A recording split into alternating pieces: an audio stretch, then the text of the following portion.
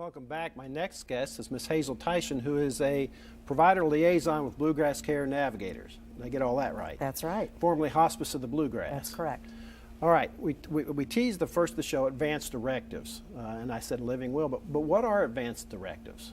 Well, I'm so glad we have this chance to talk about that because advanced directives are a really critical piece that we need to have. It's a legal document that people prepare that helps them determine what kinds of things they want to have at end of life or should they get in a situation where they couldn't make decisions for themselves. So they're really very helpful for you to share with your family, to have a conversation with your family, to determine things and make sure you express your what your wishes are. I think the most important part of it is the conversation. You know, as a culture, we're not very good about talking about aging and end of life, but it's important that we at least have those conversations frequently and often so that we can share with our family and our loved ones what we do want to happen should something put us in a position where we couldn't make decisions for ourselves. Well, now, and that doesn't, you don't have to be old, you don't have to be No. near death. You can be young and have that conversation. Absolutely, absolutely. Anyone should really think about at least having some idea of what they'd like should something happen. So when you say advanced directive, give me some examples. Well, the living will, the Kentucky Living Will is an advanced directive.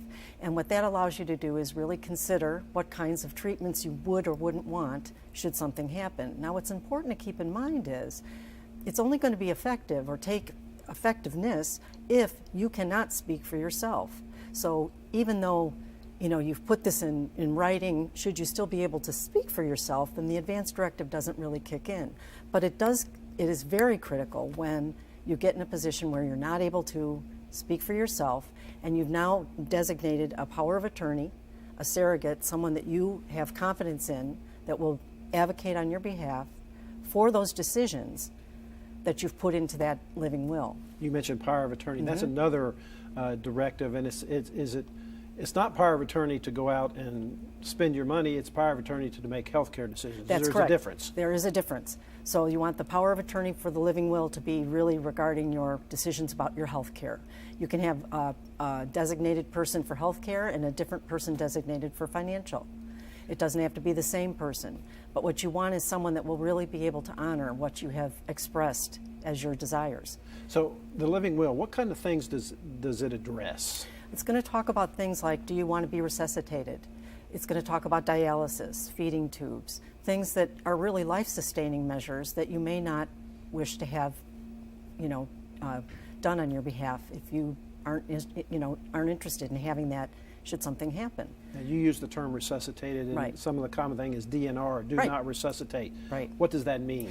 Well, it means that the biggest part about that is that I think we all assume that everyone that needs resuscitation comes out of that very vibrant. It's not really the case. A small percentage of people actually can survive through a resuscitation. So you may decide with a do not resuscitate that should my heart stop, and I don't want to have my heart brought back because the quality of life after that could be very diminished, or there's also some other complications that could be involved from administering resuscitation. So we want to, the thing is you want to talk with your physician. You want to be sure you understand what these choices are and why you would make one over another. And you can make those decisions and have that conversation before there's an emergency situation and nobody knows what to do. It's the best thing to do. Nobody's going to operate well in an emergency. We're going to have some family conflicts. We've got a lot of things going on. Everyone's under stress. It's a crisis. That's the wrong time. This is really a gift that you can prepare for your family and your children, your loved ones, your spouse, that really sets them at ease. Should this happen, they know what you would have wanted and they can take the appropriate steps for you. And there's an easy way to get an advanced directive, and then once you have one, you probably need to look at it every few years. You can download a Kentucky Living Will from the internet. You want to review it every couple of years or at a change of life. If you've maybe gone through a divorce or you've had maybe some sort of other circumstances that have changed what you might be feeling now. If you've done an advanced directive at 35, you might have thought differently than when you're 65. So you want to kind of look at those life changes, maybe review it again. And then the most important part is to be sure when you pick that POA, that surrogate that's going to speak on your behalf, you want to be sure that they know that you've done that they are that person for you. You want to be sure that you have copies for your power of attorney, your physician, your family, and yourself. You don't want to keep it in the lockbox at the bank. You want to have it readily available in a safe place with your other important papers. So that's really what you want to do, because we're going to, you know, again, it's going to probably come into play when something has happened that is, you know, out of the norm. And so we need to be able to access it. We need to know that we've been selected as the person to enact on that.